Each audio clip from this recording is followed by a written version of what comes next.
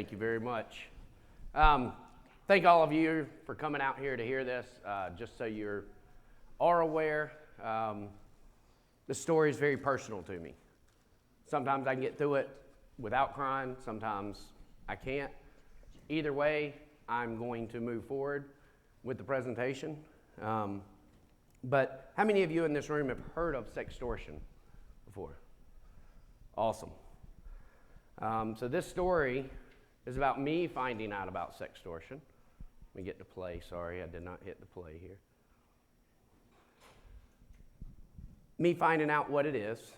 The story of my son, Gavin Guffey, that I lost. What happened and how we have tried to turn pain into purpose and try to protect other kids. And how we have moved forward since, along with where we are now. So I'm going to start off by giving you a little bit of background on my son, Gavin. Gavin was 17 years old. He was living his best life, I often say. Because many times, as you're a teenager, you're trying to get to that coming of age to where you're confident in who you are. See, Gavin was always the smaller kid in class. He was right at the end, and he would get picked on. He wasn't that sports player. So he began to become the comedian amongst the class. He loved art, constantly drawing, constantly making videos. You can go on YouTube right now. He made a video whenever he was 7 using Legos and still pictures and turned it into a slideshow of Legos of a dragon and saving a princess and all this. That's just who Gavin was. And as not only he was growing up, myself and my wife were growing up as well. We didn't understand the dangers of social media. So he's watching YouTube and he sees all of these people on here. We didn't have any problem with him being on YouTube. Matter of fact, the first time that Gavin got an Instagram account was due to a 7th grade teacher telling the class to download Instagram so she could communicate with them. Now, at the time, Instagram was nothing more than pictures. So I don't sit here and blame the teacher for having Instagram on there because we could not foresee where the problems are. But as with anything, predators will always be where their target is, and their target is children. Gavin was very unique. I share this story, and I'm very thankful for this, especially with my wife. Because, see, I grew up with a teenage mom that was worried I was going to be feminine. So she pushed me on being more and more manly. And I often tell people jokingly that I was raised on what an 80s movie of a man was.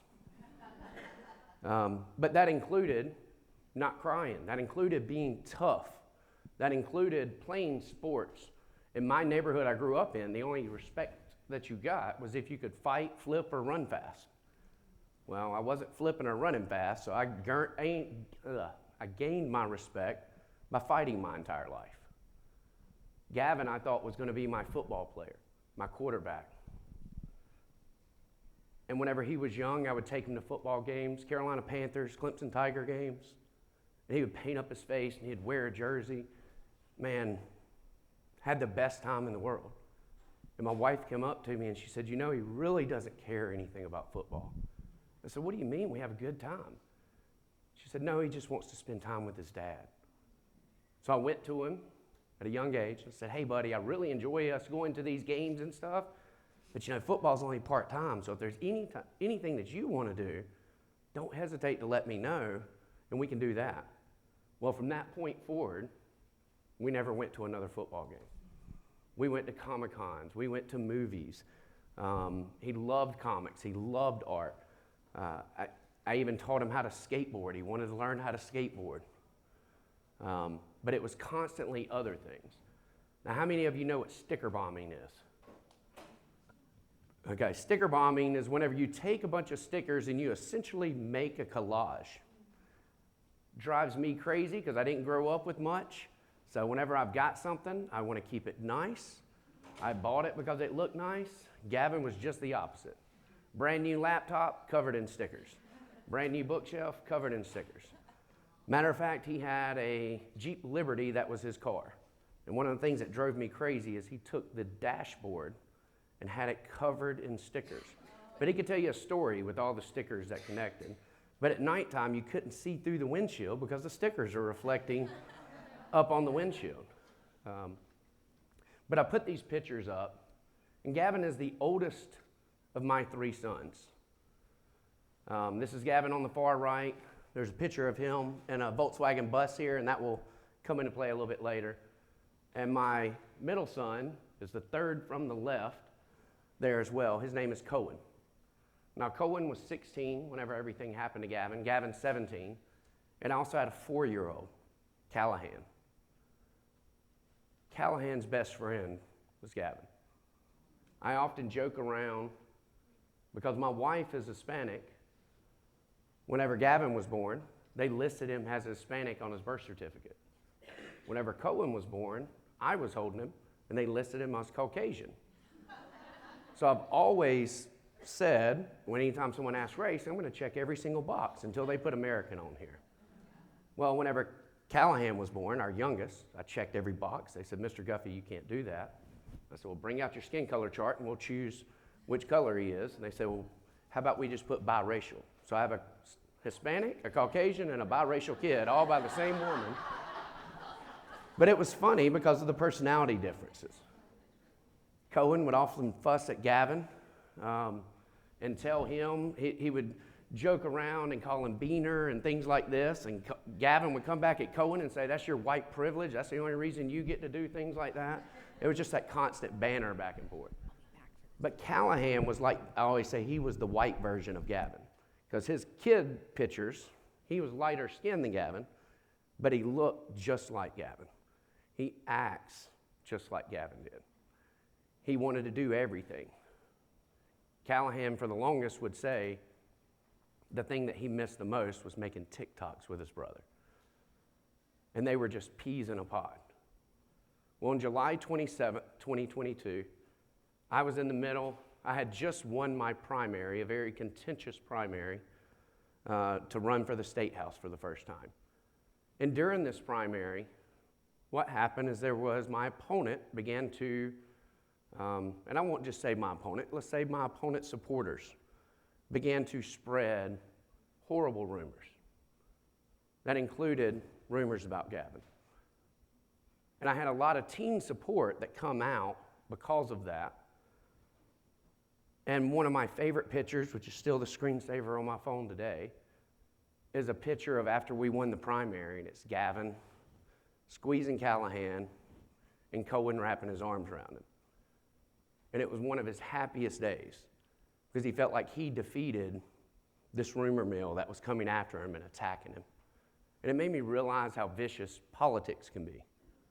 Just because someone disagrees or wants someone else, they're willing to tear down not only a candidate, but tear down their family as well.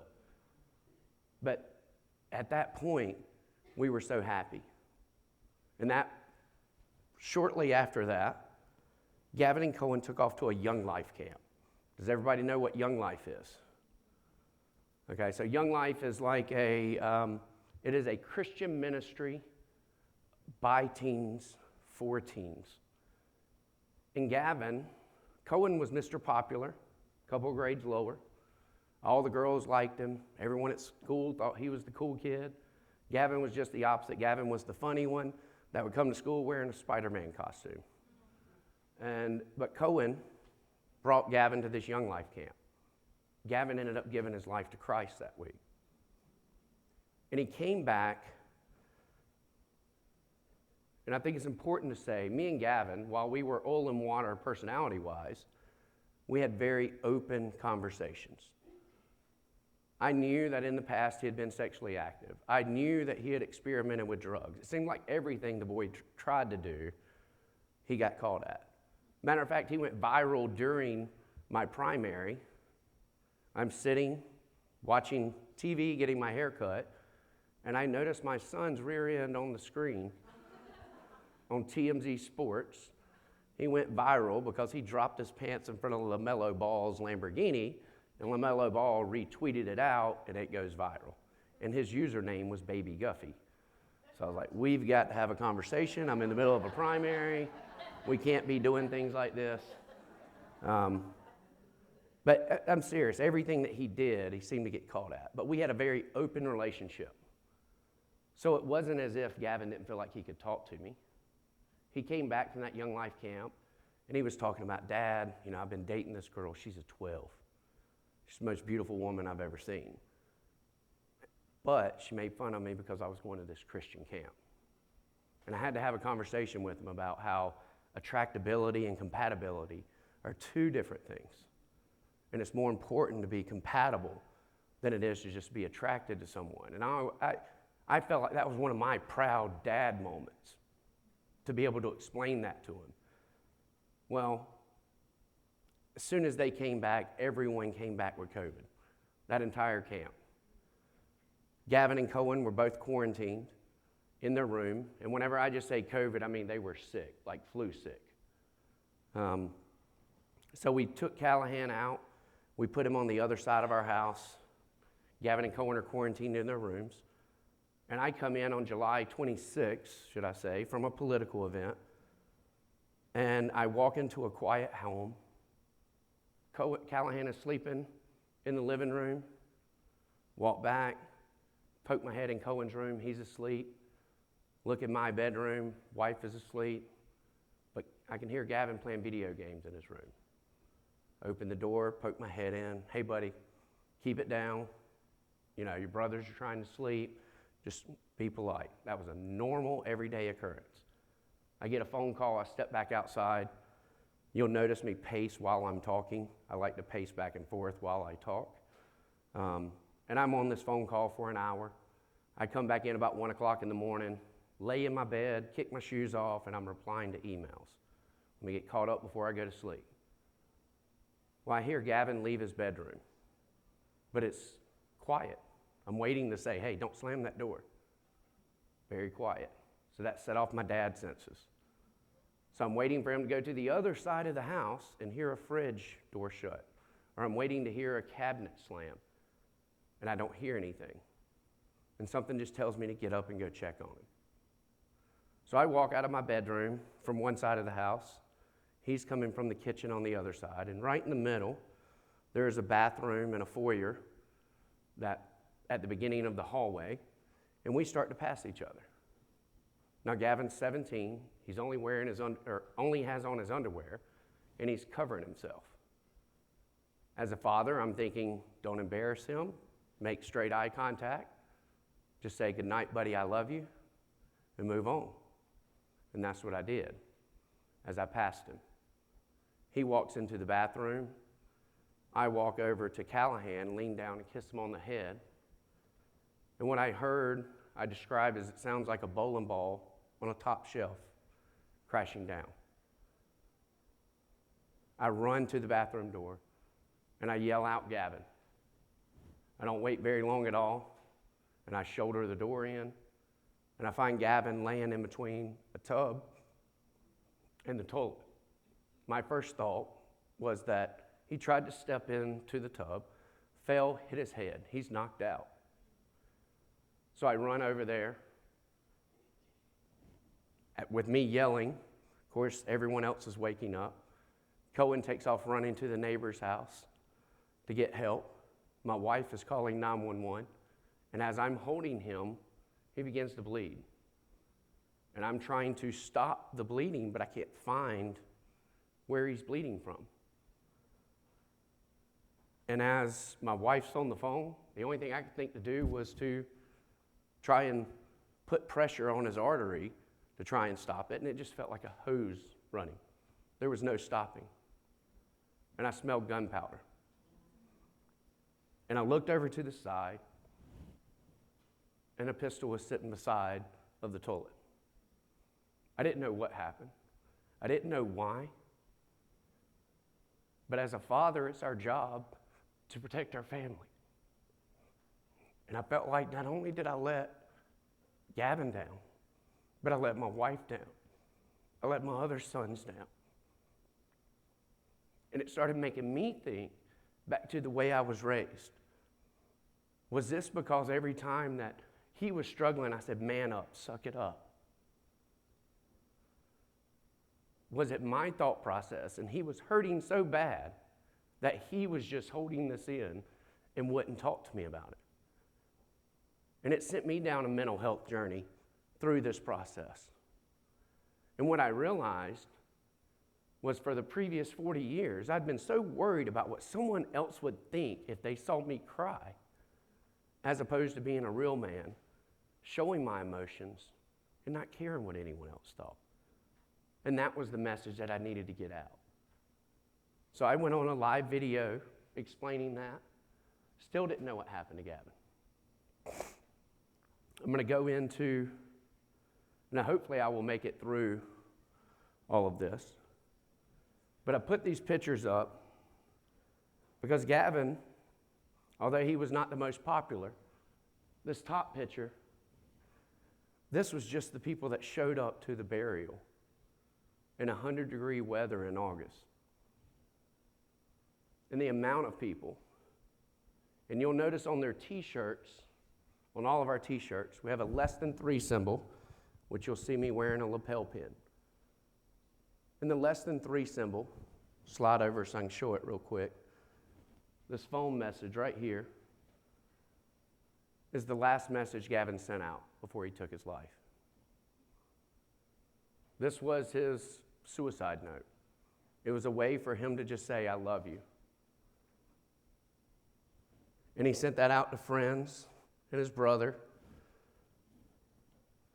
But I don't think Gavin ever realized how much of an impact that he made on other people's lives. I'd mentioned sticker bombing. Well, this is Gavin's casket. At the receiving of friends, we asked everyone to bring a sticker out. And they all placed a sticker on it. See, not only Gavin was mischievous, but he also liked to troll me, especially politically. And I give this example. You can see this sticker way back here in the back. But I came out from a Republican women's event in my area, and I was in the middle of my primary, and it was in a city called Tigakay. I walk out, and on the back windshield, there is a pride flag on the back of my car, and he changed it to say Tigagay. This was the way Gavin would troll me with things like this. But as we're doing the stickers, one of my friends that is a supporter, we do not agree politically, but she came up with an Obama Hope Change sticker. And she was just simply trying to make me laugh. And she said, it's okay if I put this on there, right? And I said, it's absolutely okay. I want people to have their individual preference.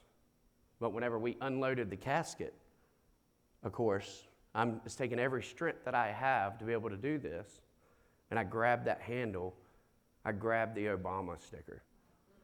And it just made me laugh. Gavin's trolling me all the way to his grave, literally. Now this picture on the left-hand side, someone took with an iPhone photo. So Guffey's, we're from the western mountains of North Carolina, and we've always had a tradition. Guffey's bury their own. We don't allow anyone else to put dirt on our loved ones. So we show up with shovels. This is a picture of me trying to explain to Gavin's 4-year-old brother why he will never see him again, and why he has to take that courage as a man and put dirt on his brother's grave. And that's my little sister with me trying to encourage him. Now, I always leave this picture in because this was one of those mental health journeys where it made me realize something.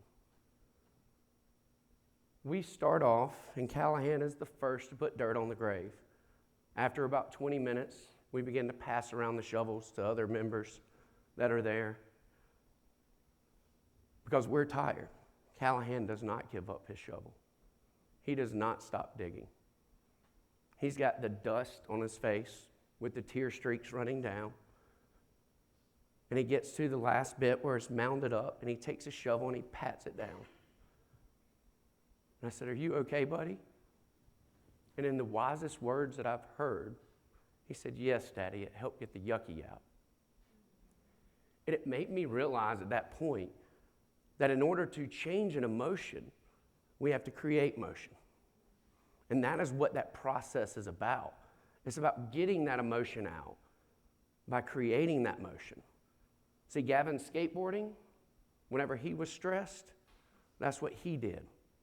Whenever I was growing up, it was football, or it was going to the gym, or it was going to hit a punching bag to get that emotion out.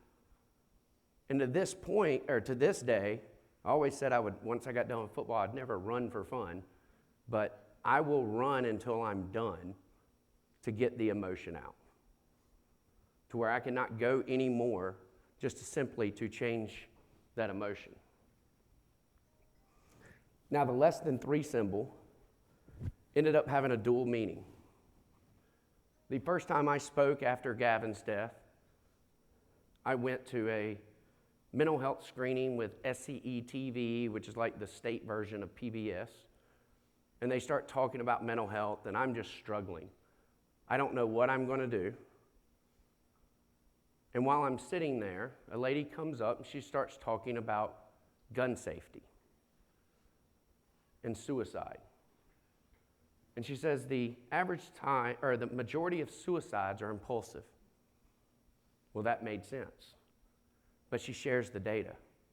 And it's shocking. The majority of people that take their lives, it's an impulsive decision. And she says the average time it takes for someone to make a decision to the time that they commit the act is 20 minutes, which is very short. Now, what I heard afterwards was that if there's a gun involved, it's less than 3 minutes. But what she said is it's as little as 3 minutes. But whenever she said that, I had been struggling about how am I going to get this message out, to get people to take that impulsivity and make a change. Well, the statistics show that if you can make it to tomorrow, you're thousands of % chance of making it further. So our message is tomorrow needs you. But our symbol is the less than 3 symbol. So it has a dual meaning.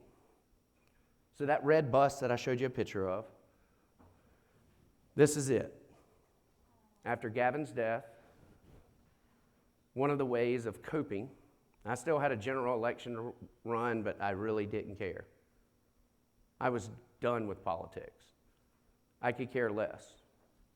See, I still believe that if it were not what was done during the primary, then Gavin would not have taken his life over the sextortion. Because in his mind, he thought, I can't go through this again. I can't be this person. And I put my work into the bus, and in order to honor him, I had his friends come over and put some stickers on it. And we said, you know what, we're going to have a big event, and we're going to have everyone in the community come out. They're going to put stickers on it. And what started off as a way to honor Gavin has now become my biggest asset in my nonprofit. So I'm one of the few, I'm a state house rep, that if you typically see me driving down the road, I'm in a car with no heat, no air, sometimes a sleeveless shirt with tattoos showing, a flat bill hat, and that's an old hippie bus that's got stickers all over it. But the kids come up and want to take a picture for their social media. And it opens up that conversation of tomorrow needs you. And I can't tell you how many children have stopped and cried on my shoulder. I spoke at a high school, was it day before yesterday? Spoke to 2,000 students in one day. And what was supposed to be 2 hours of talking ended up me being there close to 5 hours, with students constantly coming, still getting messages to this day, whether through parents or through social media, about what a difference in their stories that they had not shared with anyone. But now they went home and they talked to their parents about it. And their parents are aware. but away from the mental health journey. So what happened to Gavin was on July 26th, he had a girl that was at a neighboring college reach out to him on Instagram. She was friends with other friends of his, and the message started off simple with, "Hey, you're cute. Are you in the military?" That's Gavin's head. That should have been a sign that he is not in the military, but we are talking about teenagers. And I stress often that I think the one thing that we have forgotten in this country is grace. We're too busy kicking people while they're down instead of lifting them up while they're struggling. It took me 30 years to become a Christian because I thought everyone was either perfect or a hypocrite. And it wasn't until I learned that we all fall short that I could move forward. And while Gavin is a teenager with rage and hormones to make this mistake, I'm a 45-year-old male. If I see something that makes me attracted, biologically, you don't think straight. How do you expect our teens with rage and hormones to act? But this girl reached out, the conversation started, and Gavin jumped off the game right at midnight with friends and said, "Hey, I'm going to talk to this girl." By 1:40 a.m., he was pronounced dead. So an hour and 40 minutes. The first extortion attempt happened at 12:40 a.m. So 1 hour before he took his life. They took the images and said, "If you don't pay me, I'm going to make this go viral." Gavin tried to send them money. Wasn't enough. And Gavin realized that this will never stop. Now, he had the opportunity to stop me in the hallway. I was there. And I beat myself up for the longest time, saying, "Why didn't you just reach out and give him a hug? Why didn't you take it a step further?" If I thought that there was any signs of anything wrong, then I certainly would have. But that's what makes this crime so deadly, is that you're not able to see it. You don't know how fast it happens. There's less time that youth since Gavin have taken their life, and there's some that have went weeks of being extorted at the same time. But July 27th was whenever I lost him, and the account that attacked him was BellaJanet28 off of Instagram. Now, Instagram,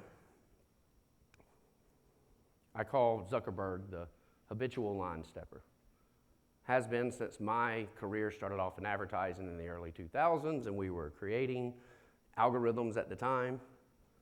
Zuckerberg has always been the one to cross the line, to go above and beyond things that he should ever do in the name of what he would say is freedom, or the freedom of the company to do what they want to do. Like collecting data on minors, like advertising to minors, like indoctrinating minors through algorithms. Law enforcement reached out. BellaJanet28 was taken down offline in less than 48 hours. But Meta did not remove all the remaining accounts that the person had. They were fully aware of who this person was and the crime that they had committed. But in the name of privacy, they're following and taking the time that they have and leaving the contacts up. Well, BellaJanet30, that had the exact same profile picture, exact same friend request, are on my son's last Instagram post saying, "Hey, Gavin, do you have what we're talking about?" They're on my son Cohen's post explaining how he lost his brother, saying, "Gavin Guffey, tick, tick," like a clock ticking. Well, I get a phone call the week that we are trying to bury Gavin, and it is from, told you I'm from the mountains. My mom's the oldest Had me whenever she was a teenager. I have an uncle that's a year older than me. His wife calls me and says, I need to talk to you right away. Sends over messages. Her 14-year-old son, Gavin's cousin, was being extorted to save Gavin's name. And they had shared the images of Gavin with him to explain, you need to pay me or we're making these go viral. Well, as I call law enforcement. I step back in the back room. We're waiting on SLED, Homeland Security, local sheriff to come. And I step back in the back room.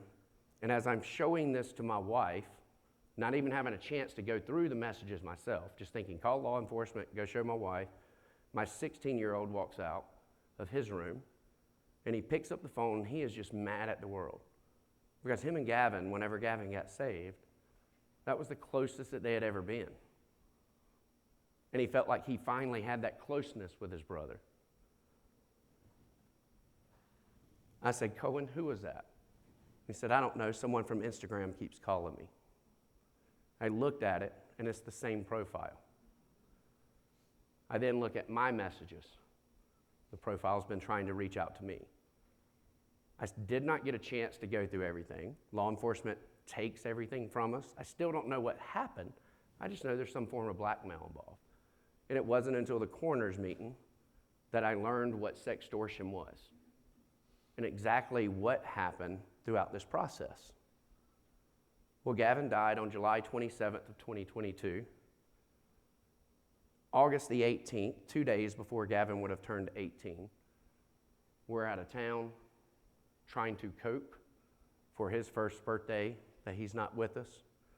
And I'm sitting on the porch, smoking a cigar, having a bourbon, and I get a message on WhatsApp that says, did I tell you your son begged for his life, with a laughing face emoji? Now, I was told never to reply to this person, but of course at that time, I think anyone would reply. And we began to try to say, oh, I'm going to pay you this or pay you that. Who hired you?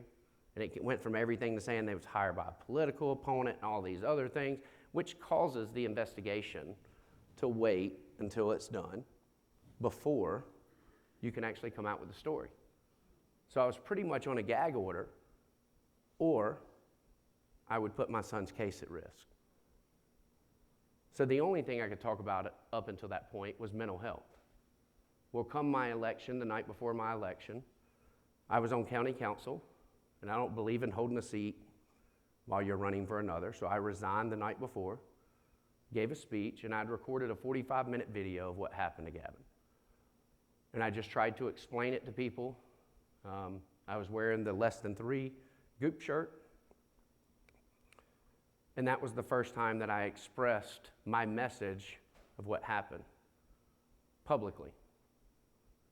Within the next couple of months, we started seeing other teens across the country die from this. And like I said, I wanted to be done. I was crying in the corner. There's no words that can express the amount of pain of losing a child. But with another kid in our community, wasn't sextortion related, but his name was also Gavin. He took his life. And at that time, it just angered me. And it was like, get up, go do something. Well, you can't focus on everything. So what are you going to focus on? So my focus became on passing a law in South Carolina that would criminalize digital sextortion. Now, for my personality politically, I've always been that bull in a china shop and take that approach. I came in thinking leadership is all swamp.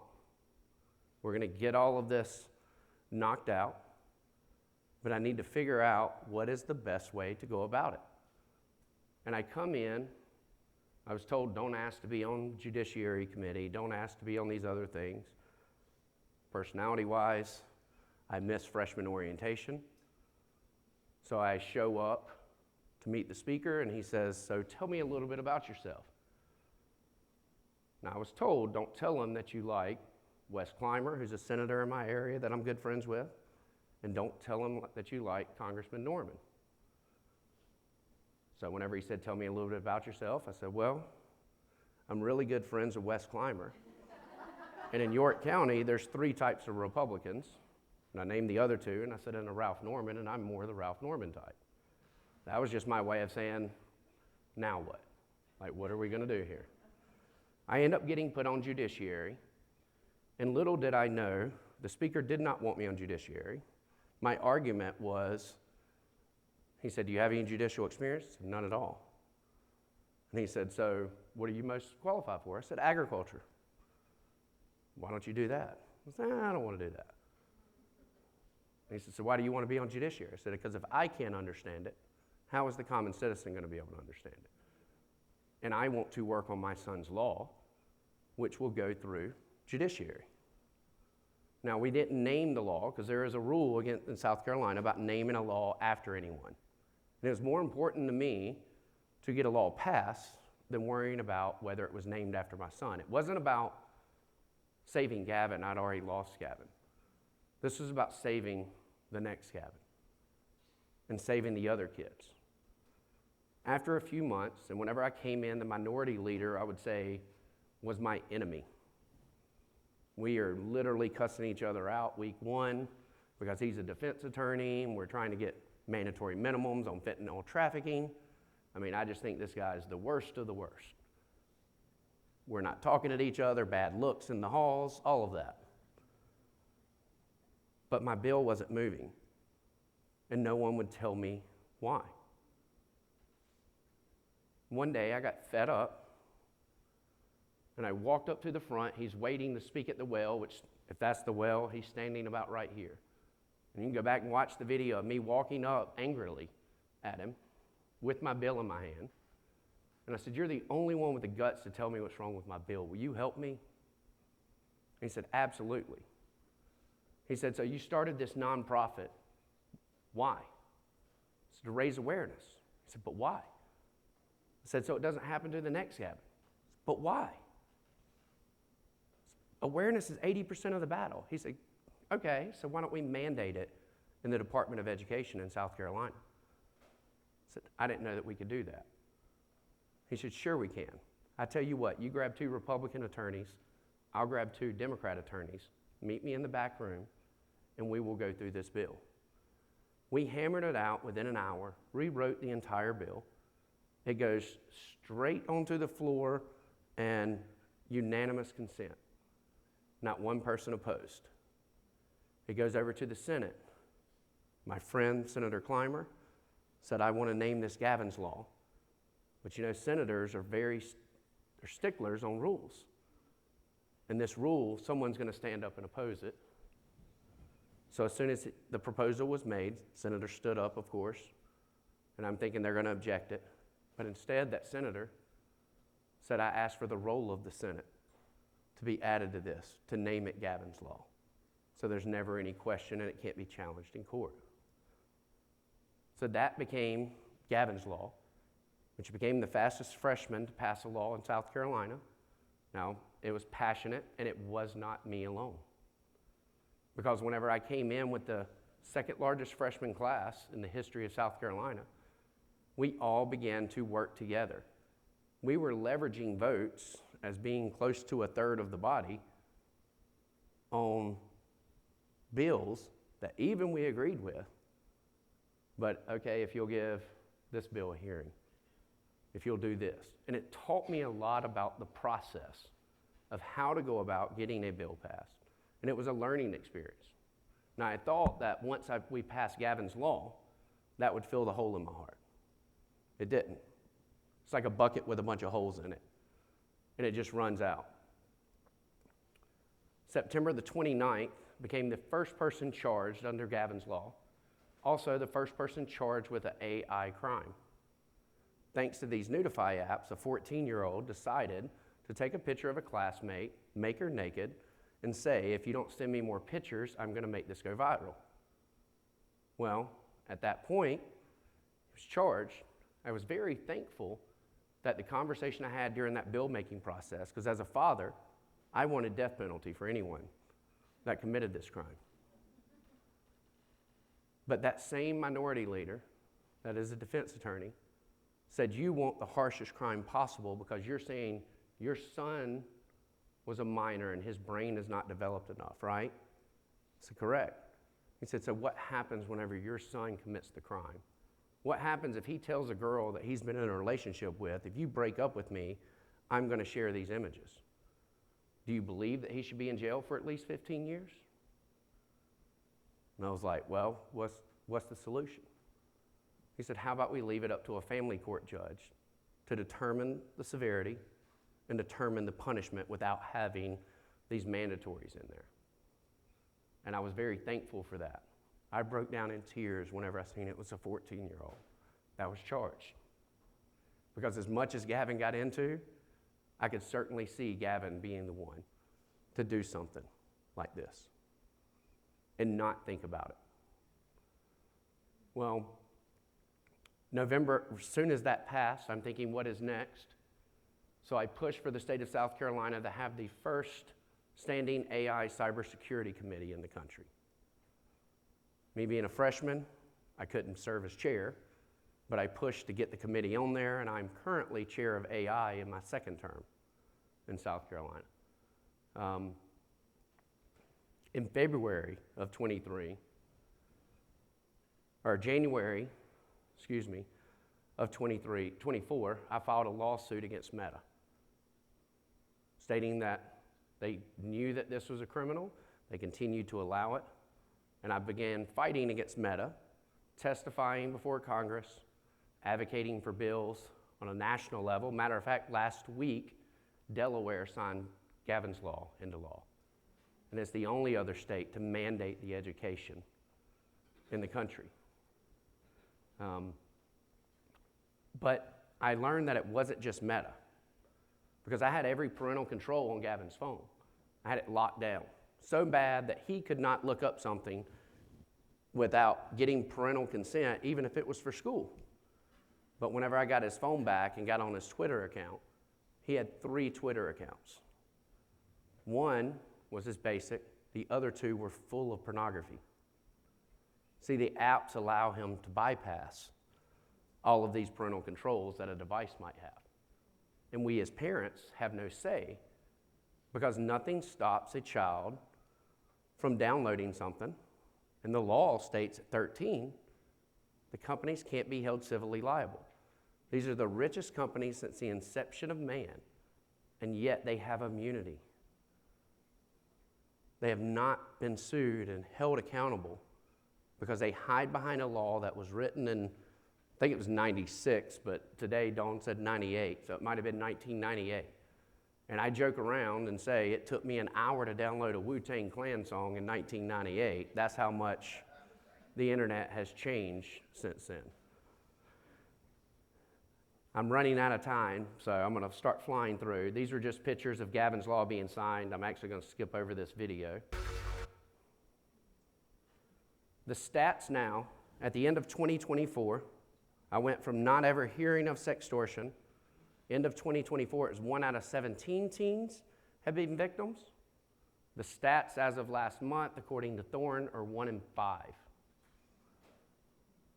Think about that. That's every classroom throughout the country has a child sitting in it that has been a victim of sextortion now. NCMEC, I mean, the stats kind of share their own, but the biggest increase that we are having right now is actually AI generated. Because how do we as lawmakers write a law to state this percentage should be deemed illegal whenever it's not real? What happens to the guy who draws a naked woman? Did he violate her because he drew the image? And now we have AI to just create it. And these apps are just, they can take any girl from 8 to 80 and make them completely nude. The worst case that I've dealt with, and I have dealt with hundreds of cases of sextortion since taking this on actually on an international level, was an 8-year-old on the game Roblox. This 8-year-old in order to accept Robux, was convinced to get onto Discord, then shared information of where she lived. The person took the information where she lived, went to parent social media, downloaded an image of the girl, made her completely nude, and then sent it to her and said, if you don't send me more pictures, I'm going to tell mommy and daddy. Fast forward 2 months later, now the kid only got to play Roblox for an hour each day.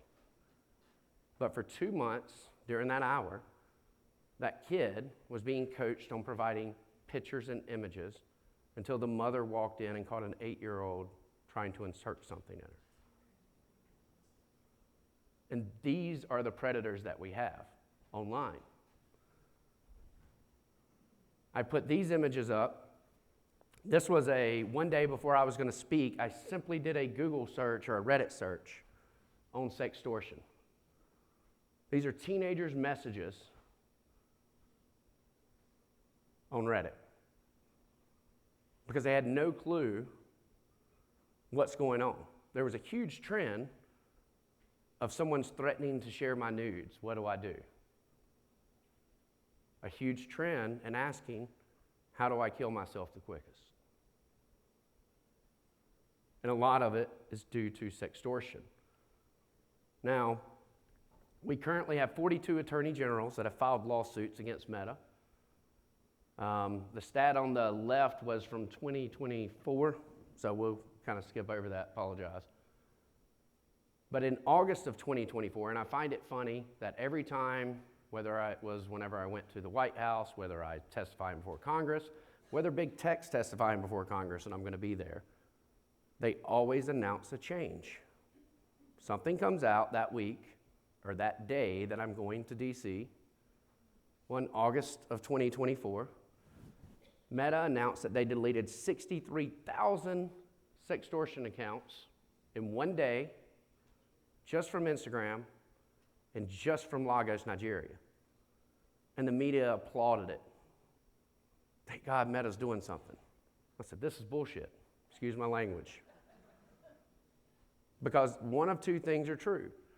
Either they took all these months to collect those 63,000, continued to allow them to extort children online, so they could pull them down in one day to get a big PR punch, or let's see what they do afterwards. They've not had another big pull down. So either they have the technology and not using it, or they did the big PR stunt to begin with. Either way, it shows that they are a bad actor. As far as what to do if you're being targeted, the number one thing I say to do is not share images at all. Or not, I say don't share images, but in the 80s, whenever abstinence is what's being preached, we all said don't have sex, but as soon as some girl ended up pregnant, everyone wants to point at her and call her a whore. And that's the era that we're living in with the sextortion. Bottom line is our teens are the Snapchat generation. They consider sending images first base now because there is no physical connection with someone. So we can tell our kids not to send images all day, but many of them are still going to fall into that trap. So whenever I'm talking to teens, if you decide that you're going to break that rule, make sure no identifying features are in the photo, because that's what they are using for leverage. But number two, if someone starts extorting you, do not send them a penny, because as soon as you do, they know that that image is more important to you than any amount of money. I'm going to skip through that real quick.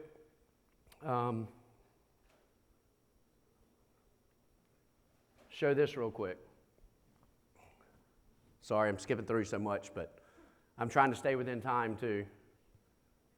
The number of reported CSAM images, and I got this from speaking at Denver University last month. This is what Thorne put out. 2001, was 421 images. The introduction of social media, 2004, up to 450,000. Today, it is 104 million plus of child sex abuse material online. And we don't think about that. I often say Apple houses more child pornography in this world than anyone else, and they do so in the name of privacy. If I opened a storage facility on the Gaylord property and said, I'm going to store only guns, 90% of the people are law-abiding citizens. But I'm also going to store guns for terrorists, and I'm going to store guns for criminals. In law enforcement, you can't get into it unless you have that digital ID. That is exactly what they do with CSAM. It makes no sense to me. It is constantly argued over the First Amendment, and it makes law enforcement's job in prosecuting cases. Yes. The top 3 apps that we're seeing this on, Instagram, Snapchat, used to be Wiz. I would put TikTok is the one that I'm hearing the most from now. Yeah. The predators will always go where the kids are to track them down. Skip through all of this, sorry. If you want to take down a website, to have a conversation with a child, or to see how easy it is, go to NCMEC created noescaperoom.org, and it is an interactive 7-minute video to where you can see as a parent how you might not see that this is happening right beside of you. It will show you how easy it is to become a victim of sextortion and how hard it is to get out of it if you do become a victim. I'm going to go to this last thing, then I'm going to close, because I think this is very important. I often get told that I'm a one-trick pony because my focus is on saving kids. If that's my one trick, I'm happy to do so, because I have a life mission. Thank you. My life's mission, and I've had business success, but now I have a mission. Regardless of politics, my mission till the day that I die is to save the next Gavin, to keep another set of parents from going through what we went through. And I don't care. I do care because I'm where God wants me for this time in my life, but my identity is not caught up into the politics side of things. So I'm still focusing on policy, but the biggest problem that we have is we have too many politicians in this world that are more worried about their next election than they are the next generation. And they're not standing up and making the changes that are needed to protect our kids online. So as I said before, it's my job as a father to protect my kid. And I was too worried about all of the outside forces. And yet a predator came into my son's bedroom in the middle of the night and took my son. And that becomes the struggle that we have. And my message as I'm talking to teens, as I said before, is tomorrow needs you. But tomorrow doesn't just need the teens. Tomorrow needs you. It needs us to fight together to make sure these tech companies are doing their part, if they're going to allow children online, that they are safe for children. How can we advocate to remove books from a library whenever the average age a kid is seeing pornography is 9? And it's not happening in the library, it's happening on devices. And yet, we want to argue that we can't do anything to stop that online. Online is what is indoctrinating our kids. If you don't believe me, think 1 year ago, whenever Hamas attacked Israel, TikTok had an algorithm running for 30 and under, just to state that Israel was the bad guy. Within a week, the top trending thing on TikTok was about Osama bin Laden for 30 and under. Like, how does it go that far? And that's all due to algorithms and big tech speaking to your children, speaking to us as adults, dividing our country more so, without us really having the conversations. And if you think that it's hard to have the conversation with your kid about sextortion, if I could go back and change anything, it would have been to have that conversation with Gavin. To let him know that the mistakes that we make do not define us, but help us become the men that we're meant to be, or the women that we're meant to be. And that all of us have shame. Whenever I carried that casket, there's 6 people to carry it. If everyone just had 6 people to help lift them up whenever they're falling in life, how much better would it be than whenever they're struggling? So I'm going to close out with saying thank you for listening. Please share the message Tomorrow Needs You. I've got... Do you want questions? Yes, I will open up for questions. But I do have bracelets that say Tomorrow Needs You. Because it was Moms for Liberty and Breast Cancer Awareness Month, they're all pink, thin, simple message. I also have lapel pins. If you want a magnetic lapel pin, they are free. I have them in pink and I have them in black. And the point is for someone to ask you, what does that mean? And you can share the message of what sextortion is. Sorry. All right. I was unintentional. You're good. Hi, I just want to know if we're able to get your entire presentation, because you went through so sure. many things. I want to share a lot of your information. There's a video in there that I have to remove because it's part of one of the documentaries that I'm working on. Okay, I don't need So I the can't video. share that. I just wanted the information that Yes, I ma'am. can pull from and try to put out there for parents. Absolutely. I'll make sure to get that and work with Moms for Liberty group to get it out. Okay, thank you. Hi. First, thank you for your words about removing the books, banning the books, and then about going to funerals. What we really need to do is about their devices. Thank you, because we talked about that last night, so I do appreciate that. Also about having the conversations, bringing it back into also about our online safety. But more importantly, thank you for who you are as a man, as a father, and as a politician. Thank you.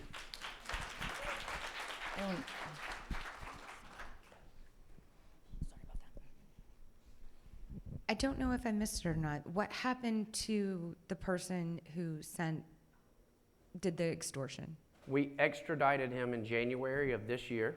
Homeland Security extradited him. I didn't realize how naive to think that we would get justice, but this is only the 3rd person to ever be extradited from Nigeria. And he is currently being held in a South Carolina prison, awaiting trial in January for sextortion. And the only thing that I gave up to get him here, it did take a little bit longer, was I had to agree not to seek the death penalty. But that was it. Now, whether he pleads or not, that can take away the ability for the trial. But there are more than one person involved with these sextortion schemes. These are organized criminals. Just to explain it, there's numerous people, including additional people that were being extorted that were just money laundering. So whenever Gavin paid somebody, he was paying someone that's being extorted. That money's going to someone else that's being extorted, then going to someone else in the organization, then going to crypto, and then going to the original person. This is organized crime. Matter of fact, the number one place that we're seeing a rise in it is within our prison system, because our federal government does not allow us to block cell phone signals. And in our state prisons, prisoners pay $8,000 to $10,000 per cell phone, and they're making that hand over fist. They call it Johnning in prison. And now what's happening, if you just look at South Carolina alone, I think we've had 20 charges on the FBI's website from prisoners in South Carolina. One of them responsible for a death of someone in Michigan. But I'm sure every state's just the same, but because the federal government will not allow us to use jamming technology to shut down these cell phones. I study a lot and lobby against all of the mental health overdoing in our schools. They're teaching our kids that, depression for something something sad happening is not clinical depression. That's called normal depression because something bad happened. And see, I talk about that and call it mental fortitude. We can't wallow in our sorries. We have Right. to learn how to deal with So it. how much do you think that plays into the fact that these kids cannot compartmentalize and go, this is one thing. This is not my life. I don't have to kill myself for this. Most sixth graders 15 years ago didn't talk about suicide. Now they're inundated with it. I don't think that has anything to do with the mental health aspect of it. Now, and the reason that I don't is because we had the same problems. Whenever my first girlfriend broke up with me, I didn't want to move forward, right? I just didn't have the ability at that time. Now, I do believe big tech is responsible for things like the gender identity crisis that we face. And I use this as an example. 2 12-year-old boys playing by a creek. One gets an erection, goes home and just Googles, am I gay because I got an erection near my best friend? That algorithm continues to feed them further and further and further until they end up on a chat room with people that are struggling with their identity. And I think that is the reason we saw the huge surge. I honestly believe that the mental health counselors are simply trying to help. They're just seeing people struggle, they don't know the answers, and they think compassion is always the answer.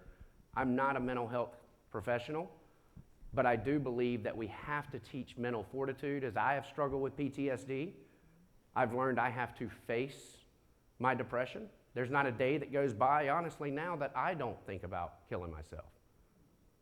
The reason I don't is because I have a 19-year-old and I have a 6-year-old that I'm trying to teach how to handle adversity whenever it hits them, and what type of man would I be if I can't show them how I want to do it. So I often, as men, we're great at giving advice. We're horrible at following it.